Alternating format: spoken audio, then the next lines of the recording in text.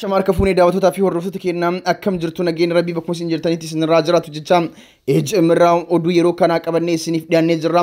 Oduu yeroo kana kan isinitti himu Antolchaa Huseen Maddaati. Oduu keenya yeroo ammaatiin mootummaan abbaa irree miseensota adda bilisummaa Oromoo ABO fi miseensota paartii biyyoolessa Oromiyaa PABO gamtaan mana hidhaatti guuraa jiraachuu fi gabaasa COVID-19 sadarkaa addunyaatti jiru kan gurra isin buufnu ta'a. Hanga xumura qophii keenyaatti nu faana tura jecha warroonni YouTube channel keenyaa subscribe godhatin YouTube channel keenyaa subscribe godhadha jecha warri karaa Facebookaatiin hordoftan immoo page Facebook keenyaa like follow godhadha jecha warroonni YouTube channel keenyaa subscribe godhatin YouTube channel keenyaa subscribe godhatan wantooti haaroftii fi tamsaasni keenyaa idilee guyyaa guyyaan ejmirraa isiniif darbu bifa salphaa ta'een kan isin bira gahu ta'a waan ta'eef ammas irra deebiidhaan YouTube channel keenyaa subscribe godhadha jecha amma kallattimaan gara odeeffannoo qabadhee dhufneetti isin ceesisa.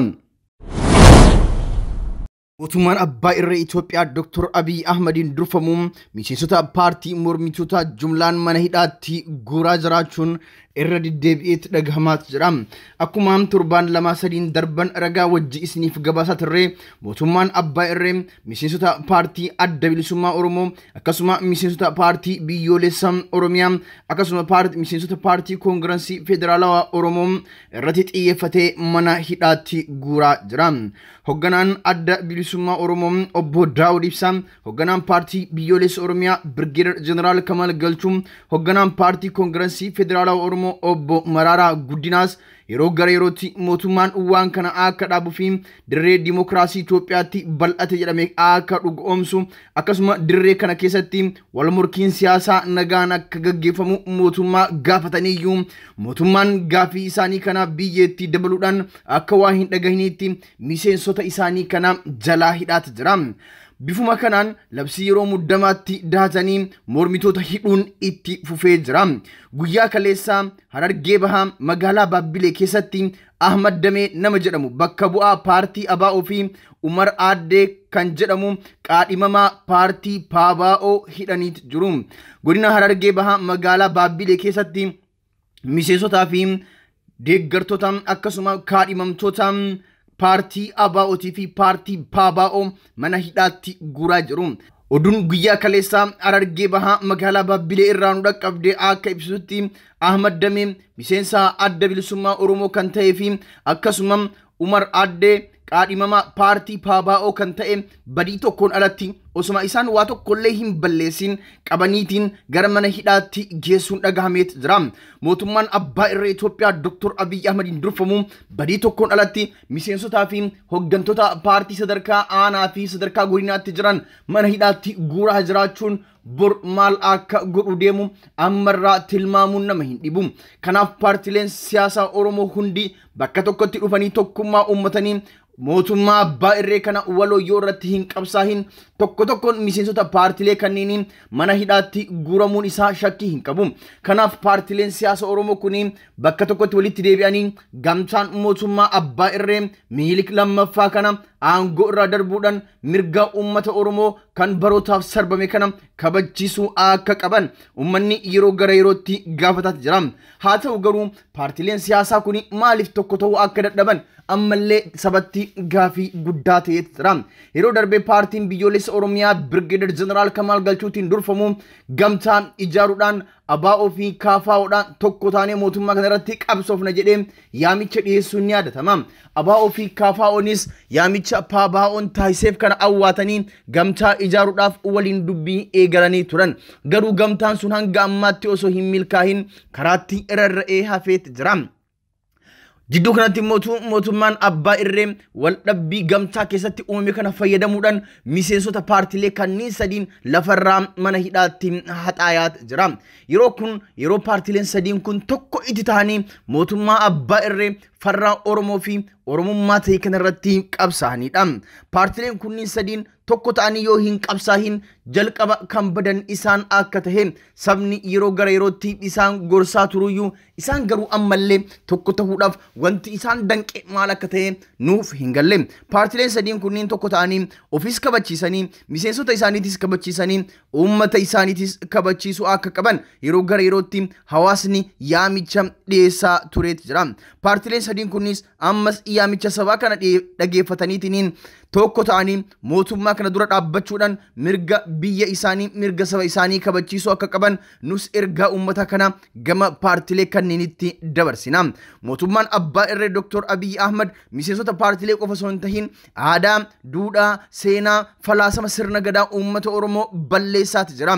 Wanti kaleessa bottee bishaan fe'uu kan magaalaa Finfinnee keessaa socho'u gadaa construction general contractor kaydhu san irratti dalagame qofti ragaa guddaadha.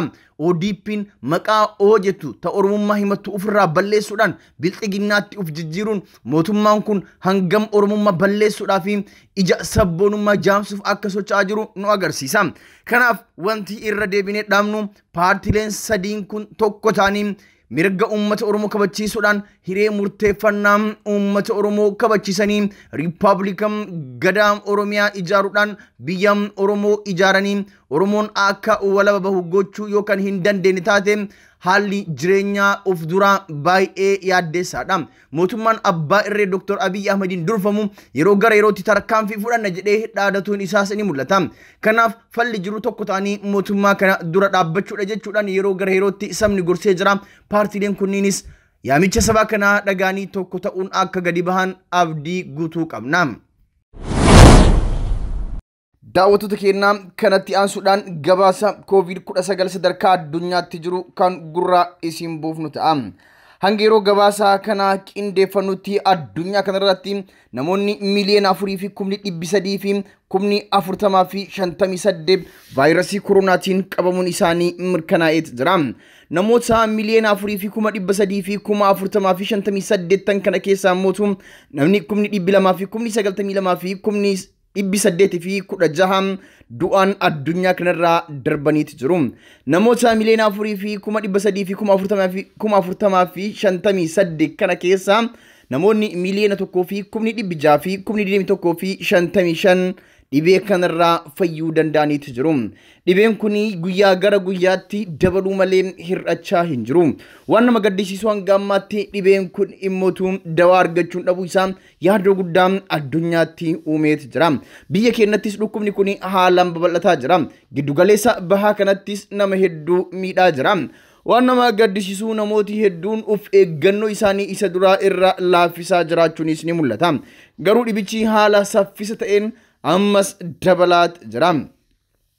Dhibee kanaan kan biyyoota akka malee hubaman keessa Ameerikaan ishee duraati. Ameerikaan akka malee dhibee kanaan warra hubaman keessa warra adda dureedha.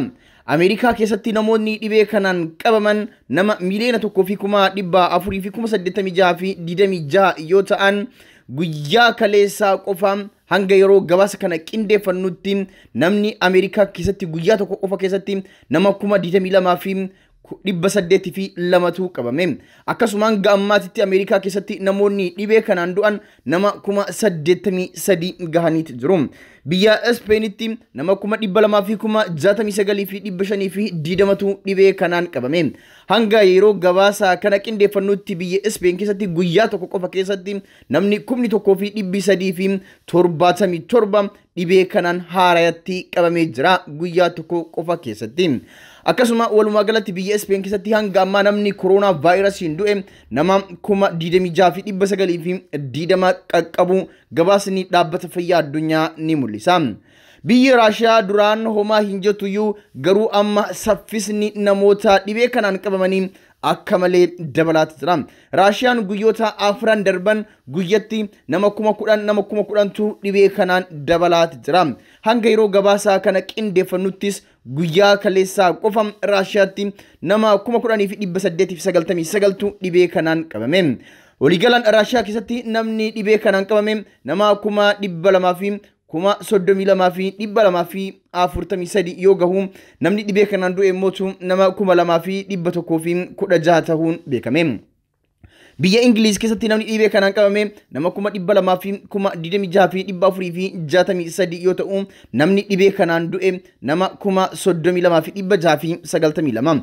Hanga yeroo gabaasa kana qindeeffannutti guyyaa kaleessaa qofa guyyaa takka keessatti sa'a 24 keessatti biyya Ingiliizitti namni 3,400 fi dhibba afurii fi sadii dhibee kanaan qabamu gabaasni ni mul'isa. Biyya Xaaliyaanitti namni kumni dhibbi lamaa fi kumni deemi tokkoo fi dhibbi lamaaf 16 dhibee kanaan hanga ammaatti kan qabame yoo ta'u guyyaa kaleessaa qofa Xaaliyaan keessatti nama 1,000 fi dhibba afurii fi lamatu dhibee kanaan qabame. Waliigalaan Xaaliyaan keessatti namooti dhibee kanaan du'an nama 3,000 fi dhibba 9 fi 11 ta'uun gabaafamee jira. Faransaayitti namoota 17,000 fi namoota 178 fi dhibbi lamaa fi 25 dhibee kanaan kan qabame yoo ta'u namni 26 fi dhibbi 991 lubbuu isaanii dhabaniiti jiru. Biyya Biraazil keessatti namni 177 dhibee kanaan kan qabame yoo ta'u namni 12,000 dhibee kanaan addunyaa kanarraa darbeeti jira. Jaarmanitti nama 173 fi dhibba tokkoo fi 71 dhibee kanaan kan qabame yoo ta'u namoonni 7,000 fi dhibbi 7 ol lubbuu dhabaniiti jiru. Biyya Turkiyaatti namni 1,100 fi 41 fi dhibba 4 fi 75 dhibee kanaan kan qabame yoo ta'u namni 3,000 fi dhibbi 8 fi 94 dhibee kanaan galaafateeti jira. Turkiyaa keessatti sa'aatii 24 darban keessatti namni 1,000 fi dhibbi 7 fi 4 dhibee kanaan qabamu gabaasni dhaabbata fayyaa addunyaa ni mul'isa. Iraanitti namni 1,100 fi 10,000 fi dhibbi 7 fi 67 dhibee kanaan kan qabame yoo ta'u namni 6,000 fi dhibbi 7 fi 33 dhibee kanaan du'aniiti jiru. Daawwattoota keenyaa kabajamoo biyyoonni amma olitti isiniif tuqne kun warra adda duree dhibee kanaan hubamaa jiran keessaa isaanii. Kanaaf dhibeen kun biyyoota Afrikaa hedduus miidhaa jira. Biyyoota Afrikaa keessattis haala saffisa ta'een babal'ataa jira. Itoophiyaattis lakkoofsi dhibeen kun ittiin dabalu akka malee ol ka'aa jira. Kanaaf namni hundi lafa jirutti kadhannaa fi of eeggannoo isaa laaffisuu hin qabu. Egaan daawwattootaa fi hordoftoota keenyaa kabajamoo odeeffannoon guyyaa irraatiif qabannee isiniif dhiyaannee kanuma bor odeeffannoo biraatiin hanga walitti deebinutti nagaan nuuf tura.